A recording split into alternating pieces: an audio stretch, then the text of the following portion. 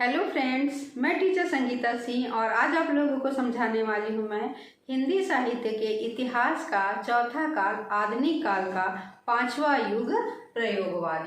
प्रयोगवाद का युग सन 1943 से लेकर के 1950 तक के समय को प्रयोगवाद युग के नाम से जाना जाता है।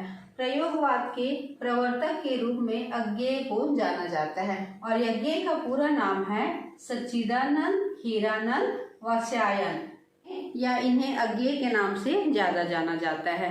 अज्ञेय ने लिखा है, ये कवि नवीन राहों के अन्वेषी हैं।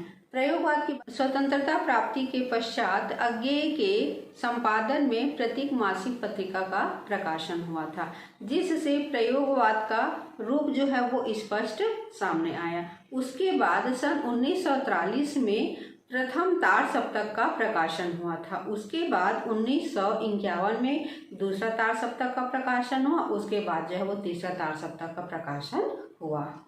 जीवन और जगत के प्रति अनास्था प्रयोगवाद का एक आवश्यक तत्व रहा है। साथ ही साम्यवाद के प्रति अनास्था उत्पन्न कर देना उसका मुख्य लक्ष्य रहा है। कला को केवल कला नहीं बल्कि अहम की अभिव्यक्ति के रूप में मानता है। अहम का विसर्जन तथा साहित्य का समाजीकरण इसका महत्वपूर्ण लक्षण था।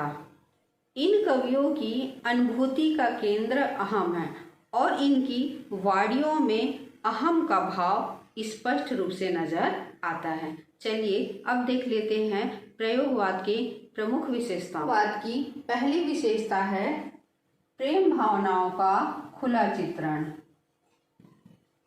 प्रेम भावनाओं का खुला चित्रण। प्रयोगवाद की कवियों के द्वारा प्रेम भावनाओं का खुला चित्रण किया गया है तथा अश्लीलता का भी प्रयोग इनके द्वारा किया गया है। दूसरा, निराशावाद की प्रधानता। निराशावाद की प्रधानता। प्रयोगवाद की द्वारा हताशा, कुंठा आदि इन सभी का चित्रण भी कवियों के द्वारा किया गया है। चलिए अब देख लेते हैं। तीसरा, रूढ़िवादिता का विरोध।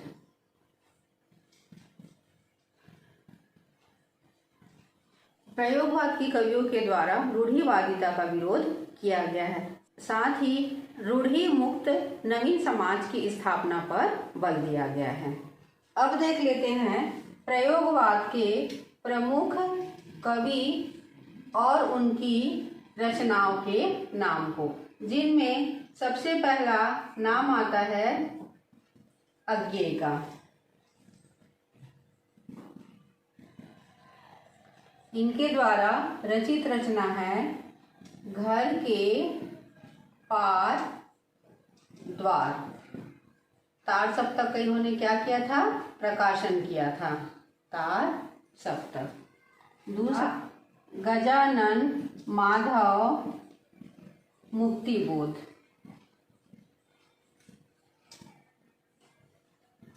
मुक्तिबोध द्वारा रचित प्रसिद्ध रचना है चांद का मुंह टेढ़ा है। तीसरा, भवानी प्रसाद मिश्र। इनकी रचना है गीत फरोश। धर्मवीर भारती। इनकी प्रसिद्ध रचना है अंधा युग। सर्वेश्वर दयाल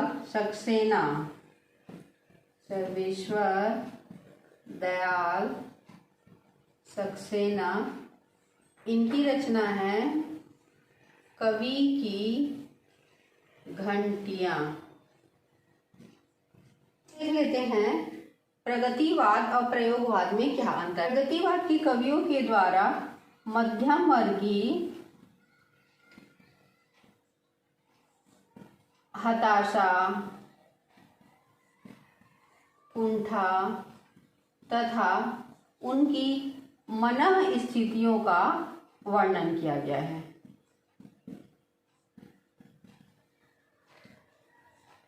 जबकि प्रयोगवाद के कवियों के द्वारा शोषितों, दलित, किसान, इन सभी का वास्तविक चित्रण किया गया है।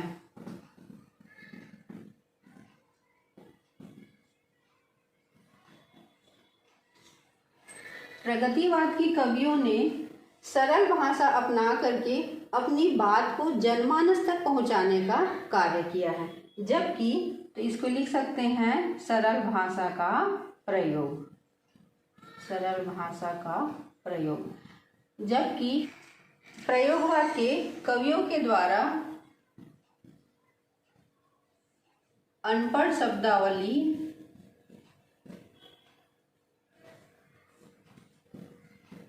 तथा अस्पष्ट रूपकों और प्रतीकों का प्रयोग किया गया है।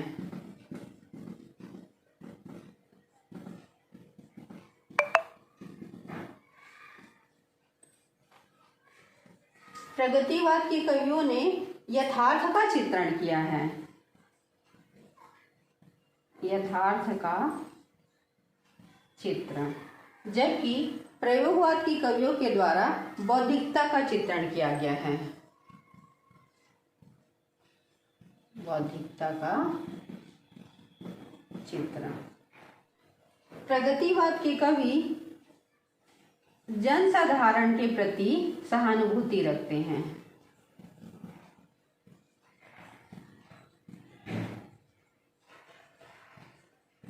जबकि प्रयोगवाद की कवियों के द्वारा व्यक्तिगता की प्रधानता है।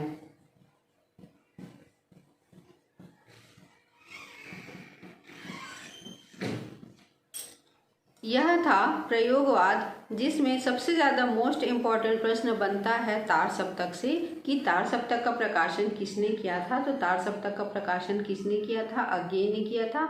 और प्रयोगवाद का जनक क्या, प्रयोगवाद का प्रवर्तक किसे माना जाता है? तो प्रयोगवाद का प्रवर्तक जो है वो अज्ञेय को माना जाता है। साथ ही अगर मान लीजिए आ जाता है कि प्रयोगवाद की 3 विशेषताएं लिखिए करके, तो आप 3 विशेषताओं को लिख सकते हैं। आपका मेन जो समझने वाला बात है प्रयोगवाद और प्रगतिवाद में अंतर को समझ लेते हैं, तो हमको ये प्रयोगवाद और प्रगतिवाद जो है वो स्पष्ट समझ में आ जाता है। क्योंकि अधिकतर बच्चे लोगों को जो है प्रगतिवाद और प्रयोगवाद में जो है समझ में नहीं आता है, तो इस अंतर से आप लोगों को समझ में आ जाएगा कि प्रगतिवाद और प्रयोगवाद में क्या अंतर है। तो ये था बच्चों प्रयोगवाद। आज का यह वीडियो आप लोगों को कैसा लगा? अगर अच्छा लगा होगा तो like, comment, share and subscribe कीजिएगा।